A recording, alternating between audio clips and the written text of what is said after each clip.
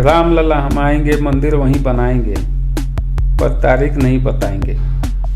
ये ताना मारने वाले नेताओं में केजरीवाल, नीतीश कुमार जी, अखिलेश भाई और कांग्रेस के बड़े बड़े नेता, लगभग भारत के सभी उस तरह के नेता जो अपने आप को सेकुलर कहते हैं, वो सभी नेता बीजेपी को ये ताना देते थे और ये कहते थे कि हम वहाँ पर मस्जिद तामील कराएंगे।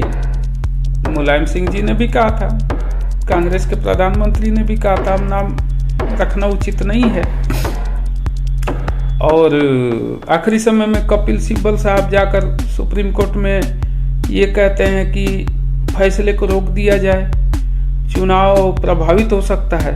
मतलब उनको पता था कि राम मंदिर बनेगा तो हमारा चुनाव प्रभावित हो सकता है। प्रभावित का मतलब क्या था कि उनको सिर्फ और सिर्फ कांग्रेस को मुस्लिम वोट बैंक की चिंता थी, हिंदुओं की भावना से कोई लेना देना नहीं था। और ये सब हम लोगों के आंखों के सामने हुआ है। आज तारीख भी बताई जा रही है, इतिहास में लिखा जाएगा कि भगवान राम को 14 वर्ष का वनवास तो त्रेता युग में मिला था, लेकिन कलयुग में उनको लगभग 500-600 साल का इंतजार करना पड़ा। कानूनी लड़ाई लड़नी पड़ी भाई। दुनिया में किसी देवी देवता, किसी भी धर्म के देवी देवताओं के साथ इस तरह का दुर्व्यवहार नहीं हुआ होगा जो हमारे प्रभु राम के साथ किया गया। कोर्ट में खड़े होके कहा गया भाई भगवान तो काल्पनिक थे, भगवान राम काल्पनिक थे। मतलब आपका कहने का ये है कि जिसको आपने देखा नहीं है वो इस दुनिया में है ही नहीं या था ही नहीं। इसका मतलब तो ये हुआ कि मैंने जापान नहीं देखा तो मतलब जापान नहीं है। ये तो कुतर्क दिया गया था ना। मैंने ऑस्ट्रेलिया देखा नहीं है तो मतलब ऑस्ट्रेलिया है नहीं। ये कौन सा कुतर्क था कि भगवान थे ही नहीं, वो काल्पनिक थे। जिसको आपने नहीं देखा वो काल्पनिक है, ये तर्क दिया जाता था। आज ये दो टुच्चे टाइप के नेता हैं, भगवान राम पे उंगली उठा रहे हैं। हिम्मत है दूसरे धर्म के बारे में उठा के दिखाएं।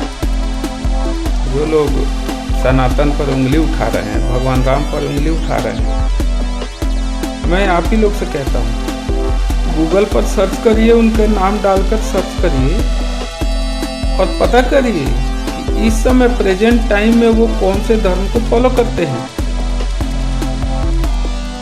स्वामी प्रसाद मौर्य हिंदू धर्म को उंगली कर रहे हैं, डेली कुछ ना कुछ उल्टा सीधा बोल रहे हैं। पता करिए वो बौद्ध धर्म अपना चुके हैं। जब अपना धर्म आप बदल चुके हैं हो तो हमारे धर्म पर उंगली उठाने वाले होते कौन हो? क्या है तुम्हारी औकात? क्यों तुम दूसरे धर्म को बोलोगे भाई? हिम्मत है तो किसी और धर्म को बोलो ना, देखे तुम्हारे अंदर कितनी ताकत है। बोल के तो दिखाओ। मजाक बना रखे हो, नेता बन गए हो। बात आप समझिए। 2 कौड़ी के नेता पब्लिसिटी के लिए उल्टा सीधा बयान देते हैं जिनको कोई जानता नहीं था। इन लोग का एक ही मानना है, नाम होना चाहिए, भले लोग गालियां दे, नाम तो किसी तरह से हो जाना चाहिए। अरे एक पे तो टिके रहो, अपने धर्म का तो पालन शुद्ध से करो, दूसरों को मत ज्ञान दो।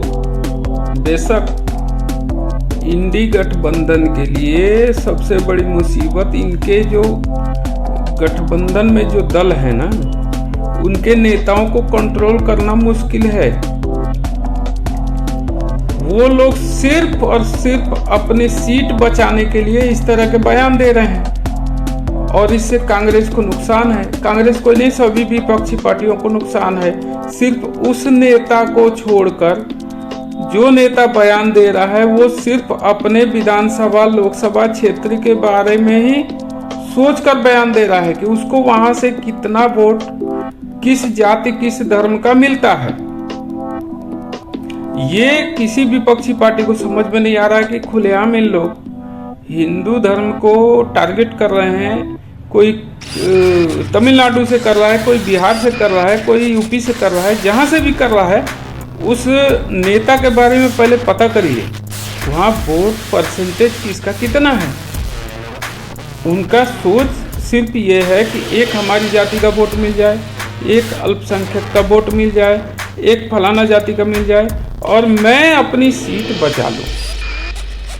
इंडी गठबंधन के लिए बहुत बड़ी मुसीबत खड़ी कर रहे हैं, इस तरह का बयान ये लोग दे रहे हैं।